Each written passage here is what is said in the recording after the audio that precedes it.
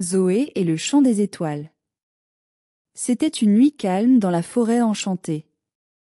Le vent léger caressait les feuilles des arbres et la lune baignait les clairières d'une douce lumière argentée. Perchée sur une branche de son arbre préféré, Zoé la chouette savante observait le ciel étoilé, comme elle aimait le faire chaque soir.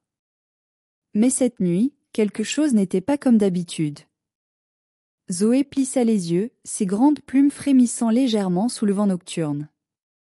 Les étoiles, elles étaient là, mais silencieuses. D'ordinaire, elles brillaient d'une douce mélodie, un chant subtil que seule Zoé pouvait entendre. Ce soir, tout était différent, il régnait un silence étrange dans la forêt. Léo le renard, qui trottinait non loin, s'arrêta et regarda la chouette. « Quelque chose ne va pas, Zoé ?» demanda-t-il. « Les étoiles. Elles ont perdu leur chant, répondit-elle avec inquiétude. Sans leur musique, la forêt ne peut pas dormir paisiblement. Léo regarda les étoiles d'un air perplexe. On doit faire quelque chose. Zoé hocha la tête. Il faut aller à la montagne Écho. Il existe une vieille légende qui parle d'une harpe magique capable de restaurer le chant des étoiles. Sans attendre, Zoé, Léo et leurs amis, Mila la lapine aventureuse et Timmy le hérisson brillant se rassemblèrent pour partir dans cette quête. La montagne Écho se trouvait à l'autre bout de la forêt, un lieu mystérieux que peu de créatures avaient visité. Ils partirent à travers la forêt, éclairés par la douce lueur des lucioles qui les guidaient. Le chemin était long, mais les amis restaient motivés par leur mission. À chaque pas, ils se rapprochaient de la montagne, tandis que Zoé leur racontait la légende de la harpe des étoiles. Elle a été laissée là il y a des siècles. Seuls ceux qui croient en la magie des étoiles peuvent la faire résonner, expliqua-t-elle. En chemin, ils croisèrent Oscar l'ours, qui se reposait près d'une rivière. Lorsqu'il apprit leur mission, il décida de les accompagner, apportant avec lui sa force et sa sagesse. Ensemble, ils atteignirent enfin la montagne Écho. Elle était immense, couverte de végétation, et ses falaises semblaient toucher le ciel. Ils entrèrent dans une grotte sombre et mystérieuse, où les murmures du vent résonnaient comme un écho lointain. Au cœur de la caverne, sous une lumière scintillante, reposait la harpe magique. Elle était belle, ornée de pierres précieuses, mais couverte de poussière et visiblement oubliée depuis longtemps. Zoé s'approcha et frôla les cordes du bout de son aile. Aucun son ne sortit.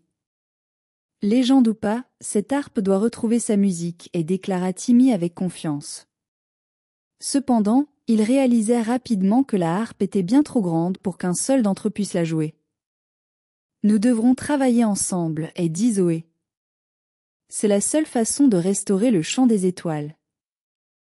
Léo, toujours agile, grimpa sur un rocher pour atteindre les cordes les plus hautes. Mila, avec ses pattes rapides, se plaça de l'autre côté pour jouer les cordes inférieures. Oscar, avec sa force, ajusta les pédales de la harpe, tandis que Timmy et Zoé se préparaient à suivre la mélodie. Zoé ferma les yeux, se concentrant. Elle pouvait entendre, très faiblement, l'écho lointain du chant des étoiles, presque imperceptible. Jouez doucement, murmura-t-elle, et suivez ce rythme. Les amis commencèrent à jouer ensemble. La harpe vibra légèrement, émettant une petite note timide. Encouragés, ils continuèrent, ajustant leurs mouvements avec soin. Peu à peu, une douce mélodie s'éleva, résonnant dans la caverne. Les murs en pierre répercutaient les sons comme s'ils amplifiaient la musique. Soudain, la harpe s'illumina, libérant une lumière dorée qui monta en flèche vers le ciel. À l'extérieur, les étoiles se mirent à scintiller plus fort, leur chant revenant progressivement. Ils sortirent de la grotte et levèrent les yeux vers le ciel. Le chant des étoiles emplissait désormais l'air, douce et apaisante, et la forêt tout entière semblait s'apaiser. Les animaux se blottirent dans leurs nids, et la paix régna de nouveau sur la forêt. « Nous l'avons fait !» s'exclama Mila en sautant de joie. « Oui, ensemble !» répondit Oé avec un sourire. C'est notre union qui a restauré la musique des étoiles. Cette nuit-là, les amis retournèrent chez eux, le cœur léger.